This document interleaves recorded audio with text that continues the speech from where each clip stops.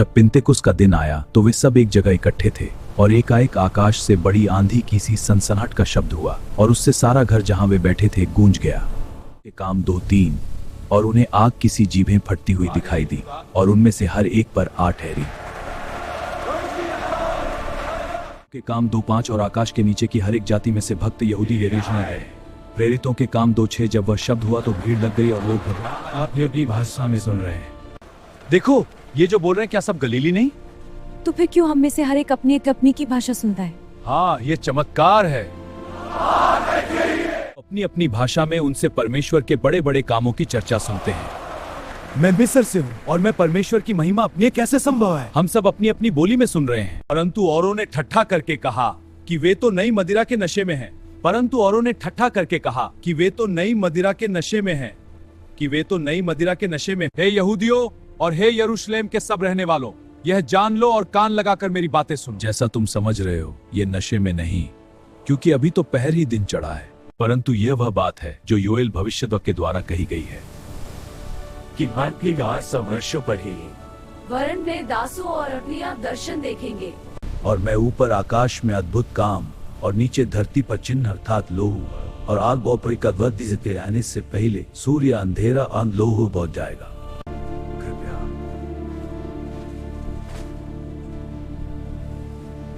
यहाँ बैठा आप लोग आएंगे, कृपया कुछ दान दीजिए। हमारी ओर देख।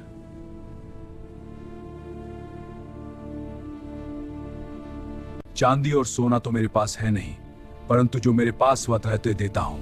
हाँ मैं चल फिर सकता हूँ। हे इस्राएलियों, तुम इस मनुष्य पर क्यों अचंभा करते हो और हमारी ओर क्यों इस प्रकार देख रहे हो कि मानो हम ही ने अपनी सामर्थ्य या भक्ति से इसे चलना फिरता कर दिया। प्रेरितों के काम 3:14। तुमने उस पवित्र और धर्मी का इनकार किया और विनती की कि एक हत्यारे को तुम्हारे लिए छोड़ दिया जाए। मन फिराओ और लौट आओ कि तुम्हारे पाप मिटाए जाएं। परमेश्वर ने अपने सेवक को उठाकर पहले तुम्हारे पास भेजा कि तुम में से हर एक को उसकी बुराइयों से फिरकर आशीष दे। कलीसिया को उजाड़ दो, घर घर जाकर इन्हें पकड़ो। हमें क्यों सताते हो? तुम लोग विश्वासघाती हो। प्रभु हमें बचाएंगे। इन्हें बंदी गृह ले चलो। महायाजक प्रभु के चेलों को घात करने की धुन में हूँ। लो मुझे ये अधिकार पत्र, पुरुष और स्त्री जो भी इस पंथ का हो बांध लाओ। हाँ उन्हें यरूशलेम में ले आऊंगा। यह कार्य पूरा करो। हे शाऊल, तू मुझे क्यों सताता है? तू कौन है? मैं यीशु हूँ जिसे तू सताता है।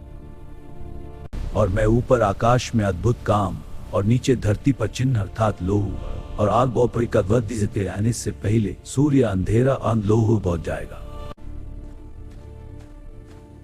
उन दिनों में यूहन्ना बपतिस्मा देने वाला आकर यहूदिया के जंगल में यह प्रचार करने लगा, मन फिराओ क्योंकि स्वर्ग का राज्य निकट आ गया है।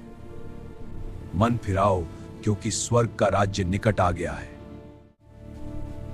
जंगल में एक पुकारने वाले का शब्द हो रहा है कि प्रभु का मार्ग तैयार करो, उसकी सड़कें सीधी करो। ना ऊंट के रोम का वस्त्र पहने था और अपनी कमर में चमड़े का पटुका बांधे हुए था और उसका भोजन टिड्डियां और बनमधु था।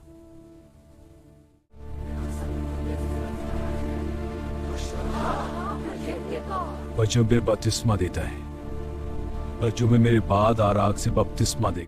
पश्चाताप करो क्योंकि स्वर्ग का राज्य निकट है। पापों को धोने के लिए बपतिस्मा लो। मत्ती 3:6 और अपने अपने पापों को मानकर यर्दन नदी में उससे बपतिस्मा लो।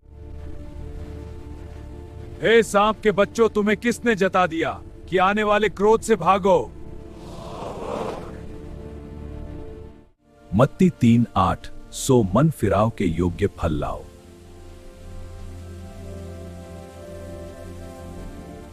अपने अपने मन में यह न सोचो कि हमारा पिता इब्राहिम है, क्योंकि मैं तुमसे कहता हूं कि परमेश्वर इन पत्थरों से इब्राहिम के लिए संतान उत्पन्न कर सकता है। 10 और अब कुल्हाड़ा पेड़ों की जड़ पर रखा हुआ है, इसलिए जो जो पेड़ अच्छा फल नहीं लाता वह काटा और आग में झोंका जाता है। पानी से तुम्हें मन फिराव का बपतिस्मा देता हूं, परंतु जो मेरे बाद आने वाला है वह तुम्हें पवित्र आत्मा और आग से बपतिस्मा देगा। 3:12 जीसस उसका सूप उसके हाथ में है और वह अपना खलिहान अच्छी रीति से साफ करेगा और अपने गेहूं को तो खत्ते में इकट्ठा करेगा, परंतु भूसी को उस आग में जलाएगा जो बुझने। मुझे तो तेरा बपतिस्मा लेना चाहिए। अभी के लिए ऐसा ही उचित है, क्योंकि हमें सब धार्मिकता को पूरा करना चाहिए। जैसा तू कहता है, आगे बढ़। परंतु यूहन्ना यह कहकर उसे रोकने लगा कि मुझे तेरे हाथ से बपतिस्मा लेने की आवश्यकता है और तू मेरे पास आया है। प्रभु, मुझे तो आपसे बपतिस्मा लेना चाहिए। अब तो ऐसा ही होने दे, क्योंकि हमें इसी रीति से सब धार्मिकता को पूरा करना उचित है।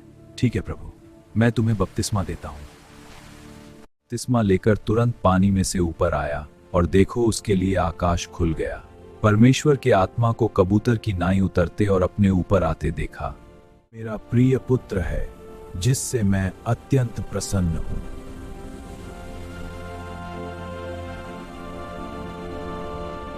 और वो तब उस समय आत्मा यीशु को जंगल में ले गया ताकि इब्लीस से उसकी परीक्षा हो। 40 दिन और 40 रात निराहार रहा। अंत में उसे भूख लगी। परमेश्वर का पुत्र है तो कह दे कि ये पत्थर रोटियां बन जाएं। परंतु उसने उत्तर दिया कि मनुष्य केवल रोटी ही से जीवित न रहेगा। मनुष्य केवल रोटी ही से नहीं, परंतु हर एक वचन से जो परमेश्वर के मुख से निकलता है जीवित रहेगा।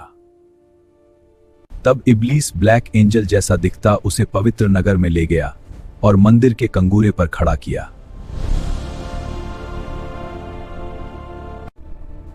यदि तू परमेश्वर का पुत्र है तो अपने आप को नीचे गिरा दे और वे तुझे हाथों हाथ उठा लेंगे। कहीं ऐसा ना हो कि तेरे पांवों में पत्थर से ठेस लगे। यह भी लिखा है कि तू प्रभु अपने परमेश्वर की परीक्षा न कर। फिर शैतान उसे एक बहुत ऊंचे पहाड़ पर ले गया और सारे जगत के राज्य और उसका विभव दिखाकर यीशु को चिंतित कर, देख ये यदि तू गिरकर मुझे प्रणाम करे तो मैं यह सब कुछ तुझे दे दूंगा। हे शैतान, दूर हो जा, क्योंकि लिखा है कि तू प्रभु अपने परमेश्वर को प्रणाम कर और केवल उसी की शैतान उसके पास से चला गया और देखो, स्वर्गदूत आकर उसकी सेवा करने। मन फिराओ, क्योंकि स्वर्ग का राज्य निकट आया है। उसने गलील की झील के किनारे फिरते हुए 2 भाइयों को देखा। वे मछुए थे और झील में जाल डाल रहे थे। मेरे पीछे चले आओ तो मैं तुमको मनुष्यों के पकड़ने वाले बनाऊंगा। वे तुरंत जालों को छोड़कर उसके पीछे हो लिए।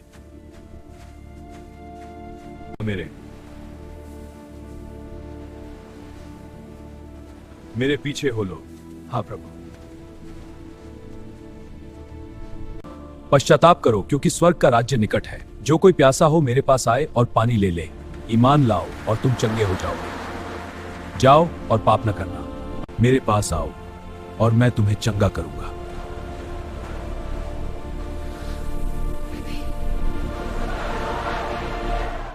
एक वह इस भीड़ को देखकर पहाड़ पर चढ़ गया और जब बैठ गया तो उसके चेले उसके पास आए।